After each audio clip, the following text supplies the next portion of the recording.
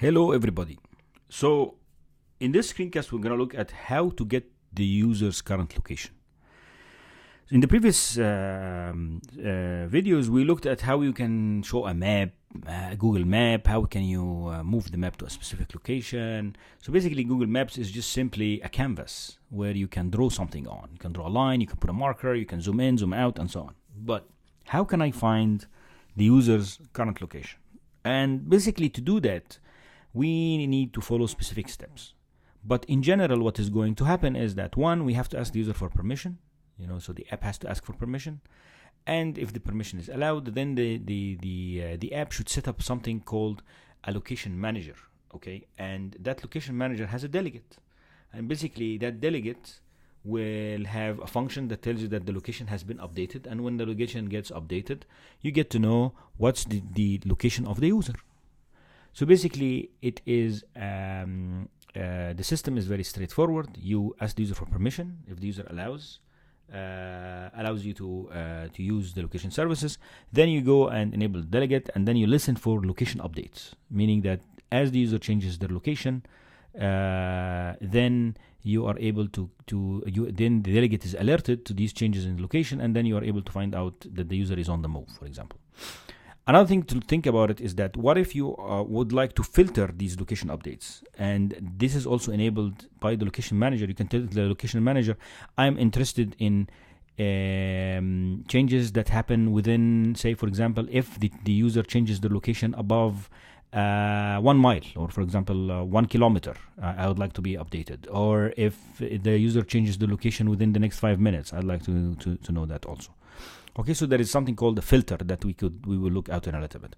So basically, to start, I just need to use the location services.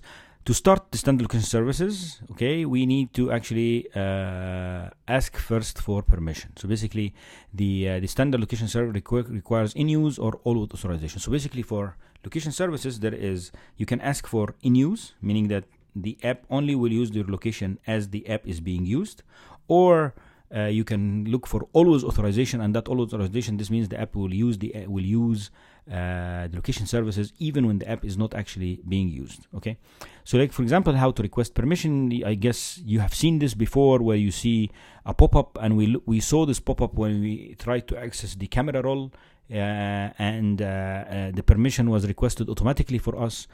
Now, when do you request is very straightforward. So basically, to request, I'll follow the instructions. One, I need to add a description. So now, for location services, you have to provide the user with a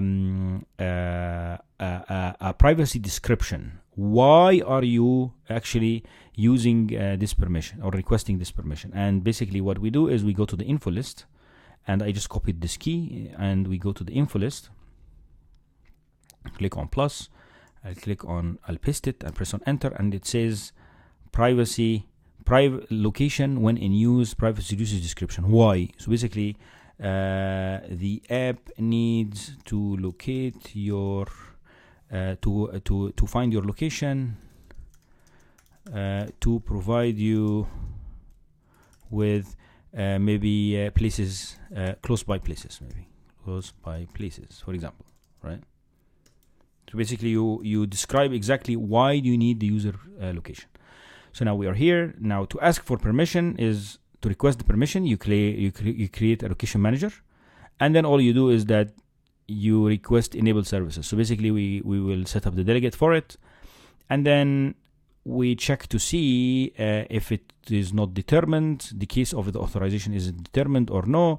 If it's not determined, then we request actually permission, right, and so on. Okay, so how do we do this? Go back here. I'll just create a location manager. So here is my location manager. Here it is. We'll create it here. Here is the location manager. Okay, that's the location manager. And then we'll create a method that's very similar to this method, right? And function enable location services. So we'll do that. So when the app first starts. Okay, so we are it's showing an error here. It can't find the location manager. Why? Because we need to import the core location, the core location library. So now we see that would remove that error. Okay, so we need the core location library. Okay, so now if we go back to the requesting the location, so basically we configure the location manager, we enable that, and then we set the delegate to self. This means that we have to get the delegate, right? So basically we have to create that delegate. So basically we go here, and what I'm going to do is, let's say we create that function, which is request permission or enable location services, right? So we go back here, I'll enable location services. Okay, so basically to enable location services, what we need to do is we need to figure out if what is the current status. Did the user allow that permission before or no, and go from there. So basically what we do is we look at the location manager authorization state. Okay, and let's say I copy this code. I'll copy this code from here, paste it here. So basically this is the authorization status. I'll check to see the location manager authorization status. Now if it's not determined, then I will request the permission. Now we will remove that. Okay, and then we'll remove this just for the time being. Okay, and we don't need this. Okay, so basically we're here, we check to see if it's not determined, then we request. This is how we request. It's the location manager that we created. Here it is. This is the location manager. The location manager that we created, and we say the location manager dot request when in authorization, right? So basically we are requesting this permission. Now if the user has restricted, right, or denied these permissions, then basically now we need to tell the user, probably here we need to show the user, show a dialog indicating that the user should enable this permission. Okay, cool. So basically this, okay, so in this case the user has disabled or denied giving you the permission. If the user denied giving you the permission, you cannot request it again. Basically the user has to go into the settings and actually update the settings so that they provide you with this authorization. Then you could check to see if it's when in use or always. So basically authorize when in use, or is it authorized when always, and then in here you enable the features that actually require location services. Okay, so now let's set up the delegate for the location services. So basically if we go here, we'll say that whenever we come in here, we'll say location manager dot delegate equals self. The problem is that it's not going to be happy, because for it to be to use the view controller as delegate, we actually need to implement that delegate. Okay, so now if we try to run this, it's going to complain, because you see there is no CL location delegate. So I copy that and do an extension to the location view controller, and here is the delegate, and here we are.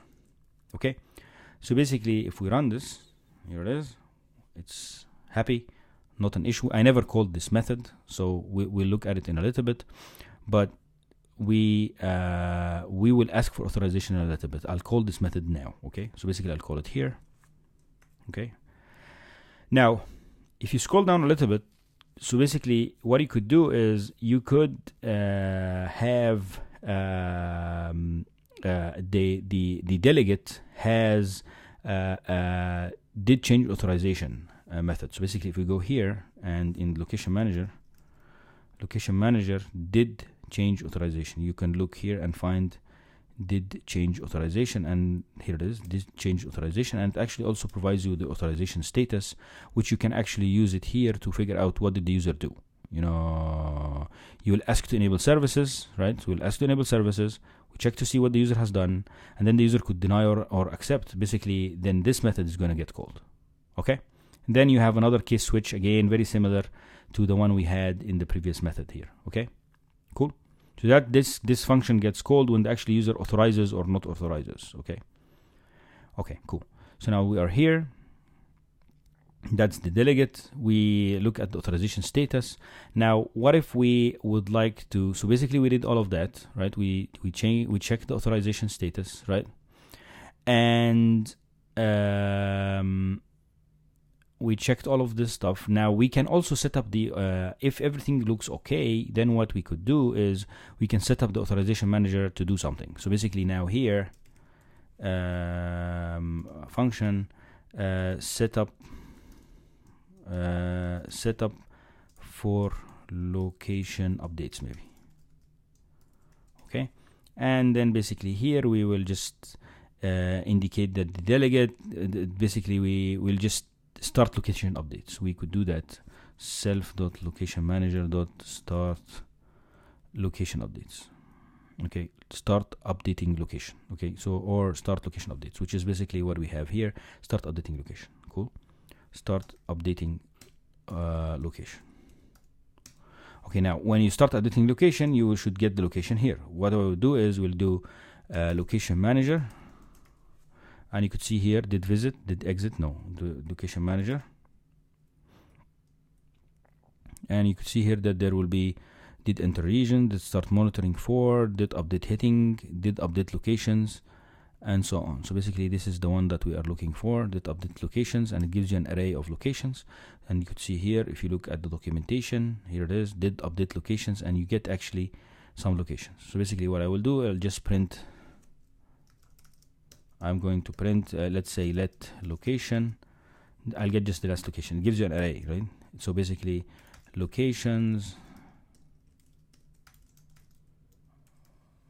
dot last, so okay, and I'll just print location. Okay, so basically I'm just gonna print that location. So let's go back and see. So now if everything looks okay, we'll request authorization, right?